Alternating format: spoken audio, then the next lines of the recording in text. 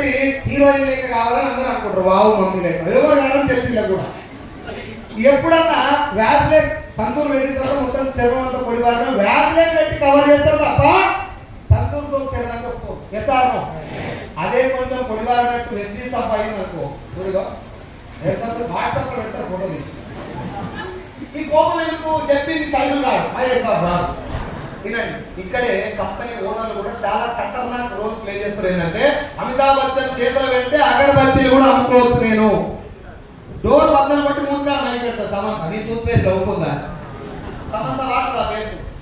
అమితాబ్ బచ్చన్ ఇంట్లో గేట్ కాడ కుక్క కూడా మ్యాగీ ఉండదు. మన ఇంట్లో అలా జరసే బాగా పేస్ట్.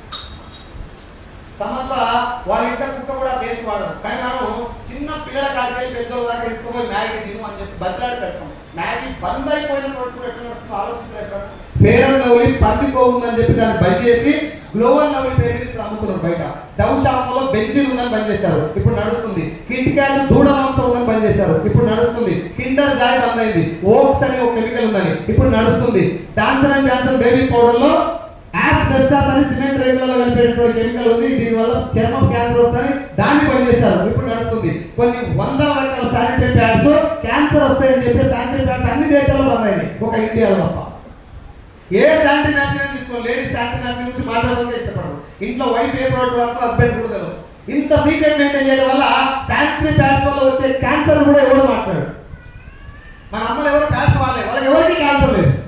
ఇప్పుడు cervical cancer, endometriosis, skin cancer, vaginal cancer, రొమ్ము క్యాన్సర్, ఇవన్నీ క్యాన్సర్ వల్ల 100 మంది లేడీస్ క్యాన్సర్ వస్తున్నాయి. అందులో 13 మందికి శానిటరీ ప్యాడ్ వల్లే వస్తుంది. ఇప్పుడు జరిగే అబార్షన్స్ లో ఎక్కువ పాత్ర శానిటరీ ప్యాడ్స్ ఉంది. ఇవన్నిటికీ కారణం అడ్వర్టైజ్మెంట్. అడ్వర్టైజ్మెంట్ లో నీకు ఎక్కడ సేఫ్టీ ప్యాడ్, కోటెక్స్, విస్పర్ ఇవన్నీ ఎక్కడ మనకి ఎట్లా సార్? మన అమ్మమ్మ చెప్పిందా?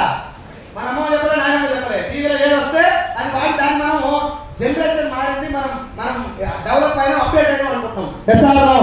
అన్న ఇప్పుడు నేను మళ్ళీ చెప్తున్నా, అన్ని ప్రోడక్ట్లు బేకారు, ప్రెస్టీజ్ ప్రోడక్ట్ మంచిగా చెప్పట్లేదు. నా పాయింట్ ఏంటంటే భూమి మీద ఏదన్నా ఒక వస్తువు, ఇక్కడ పోయి రైట్ తీసుకుంటే రాఘవేంద్ర భవన్ హోటల్ ఉంటుంది, అందులో ఇడ్లీ బాగుందా లేదా ఎవరు చెప్పాలి? సార్ మాట్లాడాలి, ఎవరు చెప్పాలి? ఏదన్నా ఒక వస్తువు బాగుందా లేదా దాన్ని తిన్నోడు మనకంటే ముందు వాడినోడు చెప్పాలి. ఒక సినిమా బాగుందా లేదా ఎవరు చెప్పాలి? అంటే సృష్టి ధర్మం ఏంటి అంటే ఏదైనా ఒక వస్తువు, ఏదైనా ఒక విషయం, ఏదైనా ఒక స్థలం, ఏదైనా ఒక వస్తువు దాన్ని మనకంటే ముందు అనుభవించిన మాత్రమే దాని క్వాలిటీ గురించి మాట్లాడాలి. ఇది సృష్టి ధర్మం. ఒప్పుకుంటారా? ఒక్క పూట కళ్ళు కూడా మనల్ని అలా ఏడగంటి దొరుకుతుంది, ఏ కారణంగా తిరుగుతుంది.